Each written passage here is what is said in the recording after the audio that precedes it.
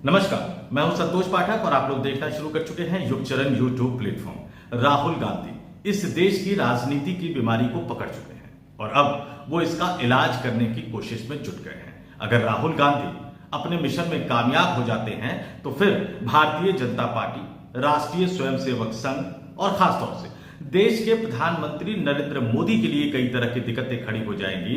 तो क्या है वो बीमारी, राहुल गांधी आने वाले दिनों में क्या करने वाले हैं और भारतीय जनता पार्टी उसका काउंटर कैसे करेगी, और ये लड़ाई जो चल रही है आने वाले दिनों में बढ़ने वाली है, वो देश की राजनीति की दशा और दिशा को किस तरह से बदलने वाली है, इन तमाम चीजों को तथ्यों के साथ इस स्टोरी में मैं एक एक करके आपके सामने रखूंगा। लेकिन शुरुआत एक अपील, एक आग्रह के साथ।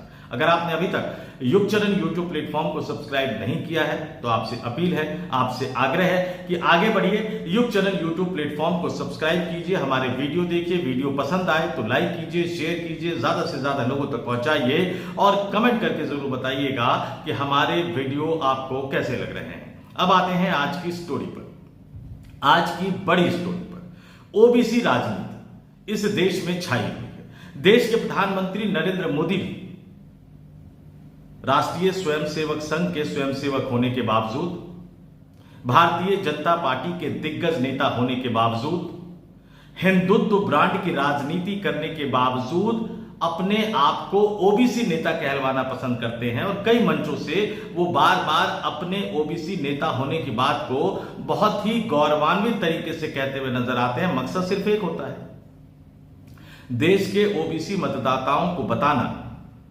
कि देश का प्रधानमंत्री भी ओबीसी है, यानी नरेंद्र मोदी भी ओबीसी है, और इस तरह से ओबीसी मतदाताओं के एक बड़े वर्ग पर अपना प्रभाव छोड़ने की कोशिश करते हैं नरेंद्र मोदी, या यूं कहूं कि ओबीसी मतदाताओं के एक बड़े वर्ग को अपने प्रभाव में लेने की कोशिश करते हैं देश के प्रधानमंत्री नरेंद्र मोदी। लेकिन राहुल गांधी अब नरेंद्र मोदी के इसी दांव से उन्हें चित करने के मिशन में जुट गए हैं, नरेंद्र मोदी के इसी दांव में उन्हें फंसाने के मिशन में जुट गए हैं और एक चक्रव्यूह बना रहे हैं, जिस चक्रव्यूह में राष्ट्रीय स्वयंसेवक संघ, भारतीय जनता पार्टी, नरेंद्र मोदी, अमित शाह, बीजेपी और आरएसएस की हिंदुत्व की राजनीति को घेरने की कोशिश कर रहे हैं। मकसद है नरेंद्र मोदी को एक्सपोज करना और इस देश के ओबीसी को कांग्रेस पार्टी के पक्ष में लामबंद करना, इस देश के ओबीसी मतदाताओं को कांग्रेस पार्टी के साथ खड़ा करने की कोशिश करना, ताकि कांग्रेस पार्टी एक बार फिर से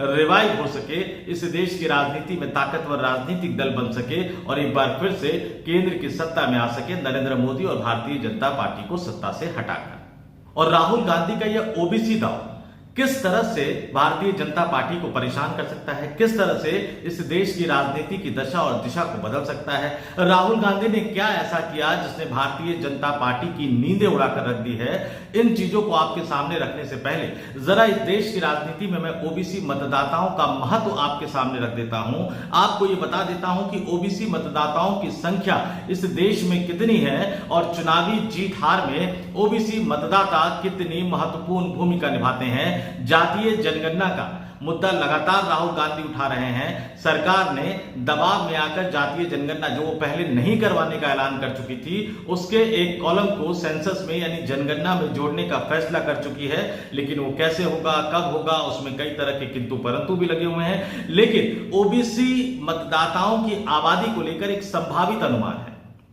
जातीय जनगणना हुई नहीं है, आजादी से पहले हुई थी, उसके बाद हुई नहीं, तो एक संभावित अनुमान है, एक संभावित आंकड़ा है, डेटा है, वो भी मैं आपको सामने रख देता हूं।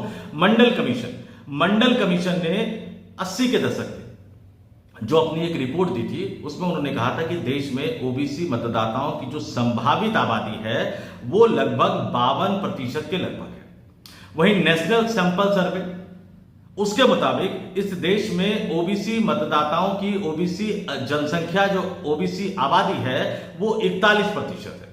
वहीं स्कूल एनरोलमेंट डाटा जो कहता है वो ये बताता है कि ओबीसी आबादी इस देश में 44.9 यानी 45% के लगभग है, और पीईडब्ल्यू रिसर्च सेंटर क्या कहता है वो 35% बताता है।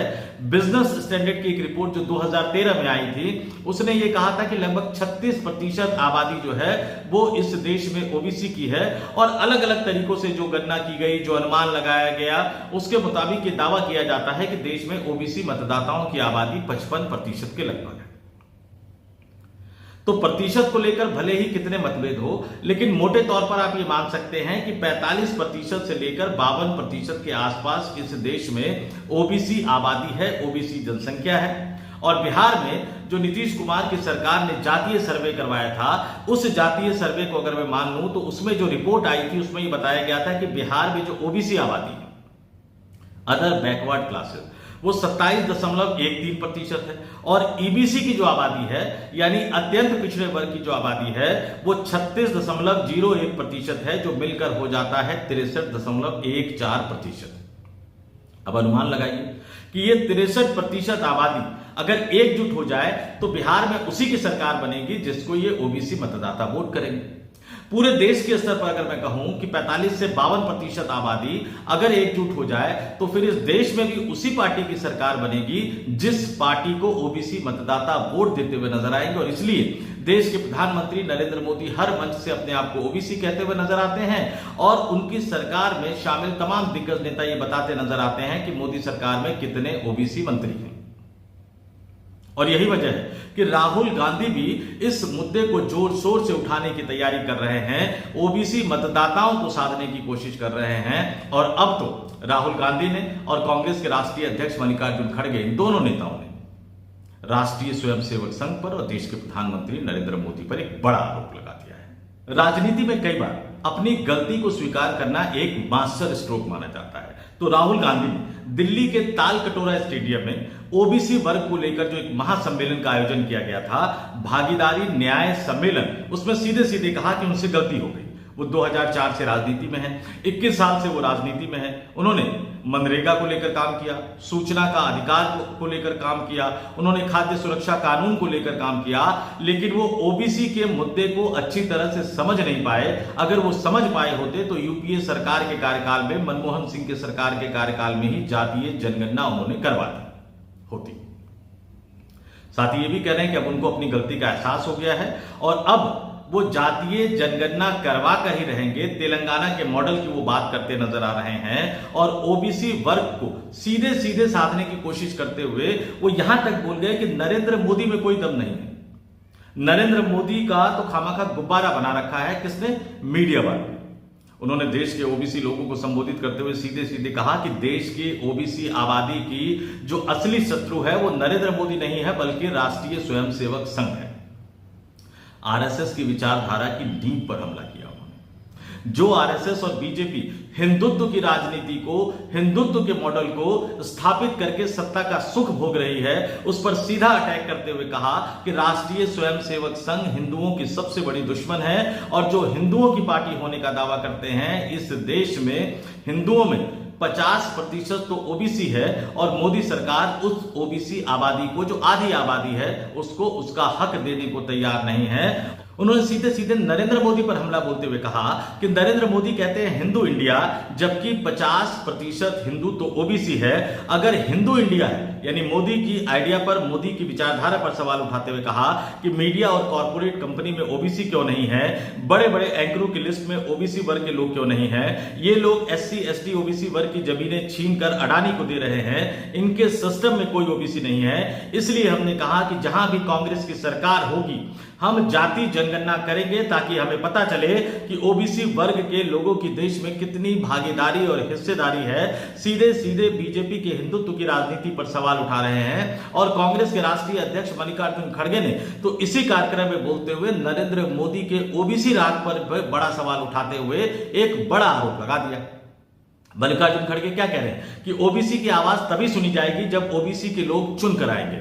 मोदी जी खुद को ओबीसी बोलते हैं, पहले वो अपर कास्ट में थे, लेकिन मुख्यमंत्री बनने के बाद यानी सत्ता में आने के बाद उन्होंने अपनी कम्युनिटी को, अपनी जाति को ओबीसी की लिस्ट में डाल दिया। ये एक बड़ा आरोप कांग्रेस के राष्ट्रीय अध्यक्ष मल्लिकार्जुन खड़गे लगा रहे हैं। फिर आगे वो कह रहे हैं कि फिर उन्होंने अपनी चालबाजी शुरू की, ओबीसी के लोगों के बीच बोलते हैं कि भाइयों बहनों मैं पिछड़े वर्ग का हूं, मुझे सताया जाता है, लेकिन अब वो सबको सता रहे हैं और अब ये नहीं चलेगा। ये मल्लिकार्जुन खड़गे इसी भागीदारी न्याय सम्मेलन में बोलते हुए नजर आए।